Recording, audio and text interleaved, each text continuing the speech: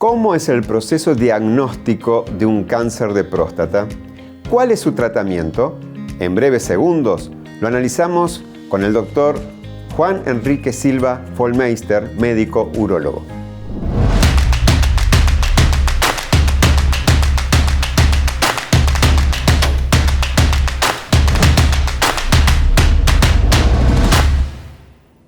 Doctor Juan Enrique Silva Vollmeister, ¿cómo se llega al diagnóstico del cáncer de próstata?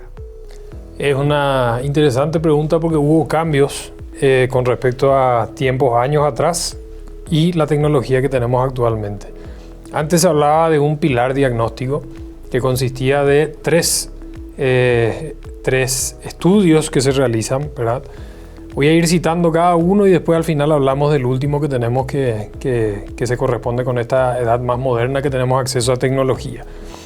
Antes se hablaba mucho y se sigue haciendo que es un estudio de fácil acceso y económicamente también accesible, que es la ecografía. La ecografía renal, vesical y prostática, que nos da un panorama del árbol urinario.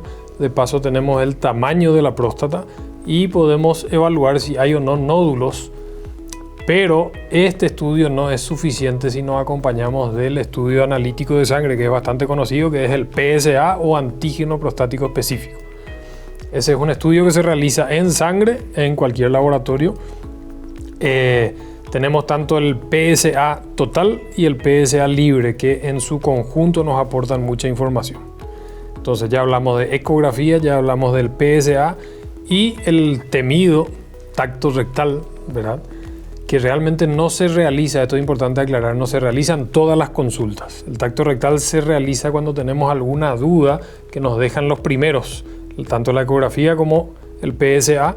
El tacto rectal hace un desempate, porque tenemos casos donde podemos tener un paciente que tiene un PSA normal, una ecografía donde no se diagnostica nada, pero en el tacto rectal nosotros palpamos o tactamos una próstata dura. Yo siempre le explico a los pacientes, la próstata tiene más o menos la consistencia de esta zona de la mano, más o menos la eminencia tenar. Ahora, si nosotros encontramos una consistencia dura, como una piedra, se le dice consistencia pétrea, eso automáticamente nos obliga a realizar una biopsia. La próstata tiene que ser blanda, tiene que ser móvil, no tiene que ser dolorosa, pero si tiene una consistencia dura, eso nos obliga a realizar una biopsia prostática. Así que esa palpación me puede dar información Muchísimo. Que no me la da la ecografía. Sí. Se complementa. Se complementan. Esos tres elementos diagnósticos que cité se complementan. Y ahora justamente quiero llegar, que es lo que está evitando un poquitito más el uso del tacto rectal, ¿verdad? Nunca va a estar en desuso, probablemente alguna vez sí, por ahora no todavía, pero el que vino a aportar mucha información es el estudio de imagen, que es la resonancia magnética de próstata multiparamétrica. Aporta muchísima información porque informa sobre el nódulo y más o menos da esa información sobre esa información que no nos da la ecografía ni el PSA sobre la consistencia de la próstata, porque la consistencia es una característica que nosotros obtenemos de manera táctil, ¿verdad? Entonces con la resonancia nos da unas características sobre ese nódulo sospechoso que no nos dio la ecografía, y se hace una clasificación bastante precisa y nos, sin necesidad de hacer un tacto rectal, nos sugiere realizar o no la biopsia prostática. Porque para llegar al diagnóstico final, esto que cité al comienzo nos induce o nos sugiere realizar la biopsia. El diagnóstico final lo vamos a tener con la biopsia de próstata, que generalmente se puede hacer tanto guiado por ecografía o guiado por resonancia, que es la famosa, la última que se está haciendo, que es la ecografía, la biopsia prostática por fusión. Fusión significa que fusionamos la biopsia con la resonancia magnética. ¿Cuándo un hombre tiene que comenzar a hacerse estos estudios? ¿Cuándo tiene que tener su primera visita al urólogo? Es una pregunta muy frecuente. El rango etario, o sea, el límite inferior para empezar a hacer eso, va bajando justamente a favor del paciente, ¿verdad? Antes se hablaba que a partir de los 50 años teníamos que empezar ya el chequeo, ¿verdad? Así como hablé, tanto del PSA como la ecografía y el tacto que se va a reservar para casos particulares, ¿verdad?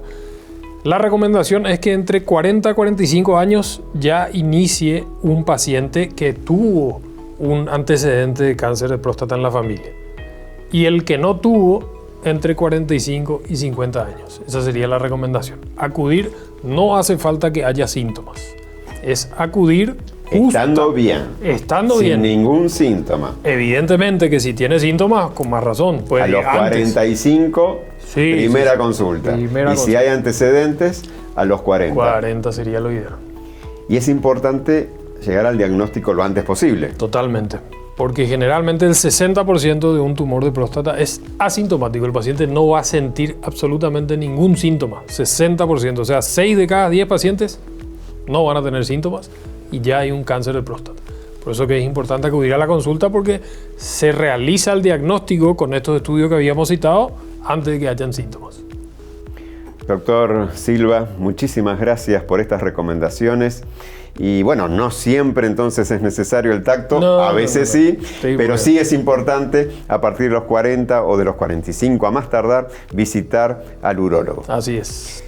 Desde el Sanatorio Adventista de Juvenau, en el corazón del Mercosur, te recordamos, Dios desea que tengas salud y salvación.